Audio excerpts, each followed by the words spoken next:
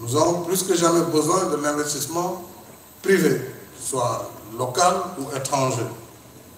Et je souhaite que le secteur privé national s'engage véritablement à nos côtés pour atteindre cet objectif, mais j'invite aussi le secteur privé étranger, parce que là aussi, on a besoin du secteur privé étranger, et tous ont leur place dans cette relance.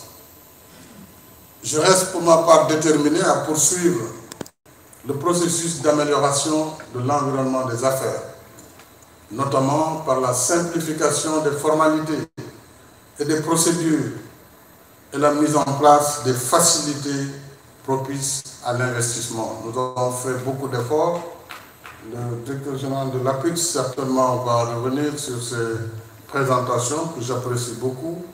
Mais au-delà des présentations, il faut que vraiment ces réformes aussi soient quelque chose que nous vivons au quotidien. Je dis toujours le télédac, on nous l'a vendu plusieurs fois, mais moi je reste critique sur ce qui ne va pas.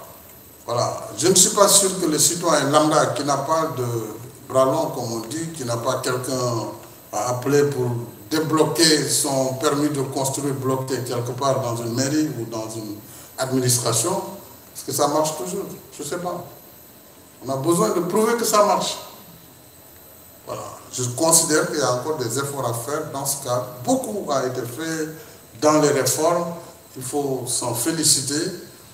Au niveau des régies financières, je félicite le ministre des Finances aussi sur les taux de recouvrement particulièrement élevés,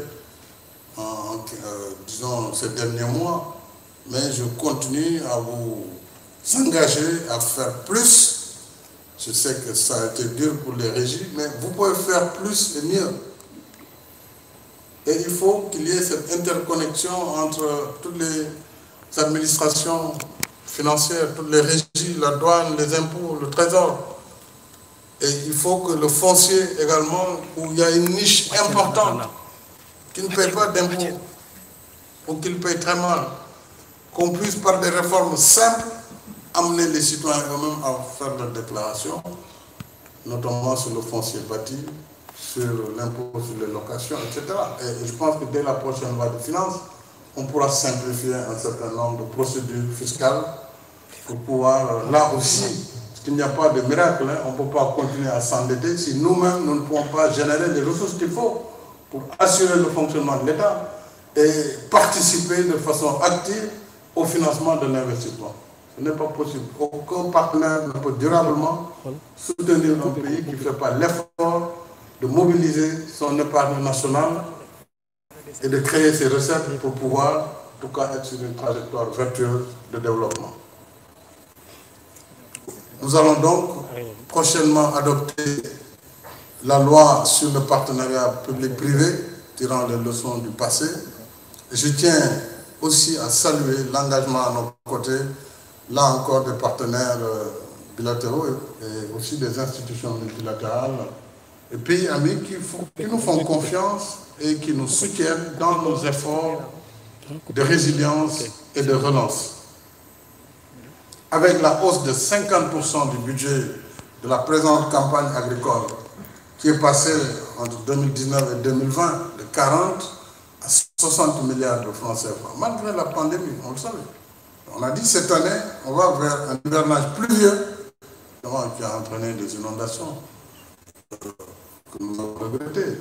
Parlant des inondations, je suis quand même à l'aise aussi pour dire les efforts qui ont été faits. On ne peut pas faire comme si rien n'a été fait, c'est faux. Ce n'est pas parce qu'il y a des inondations, il y a une pluie exceptionnelle. Si vous recevez en une journée 3 mois de pluie, c'est normal qu'il y ait en tout cas un trop plein d'eau qui va se déverser dans des zones qui ne sont pas encore assainies, qui n'ont pas de plan d'assainissement et qui sont des zones passives. Moi, je dis, je suis à l'aise pour, en tout cas, engager ce débat avec qui le souhaite dans ce pays, pour dire que mon gouvernement a fait ce qu'aucun gouvernement n'a fait depuis 1960 en matière de lutte contre les inondations. D'abord, dès 2012, j'ai lancé un programme décennal qui finira en 2022, qu'on n'a pas fini. Après 2017, compte tenu des efforts que nous avions faits, nous avons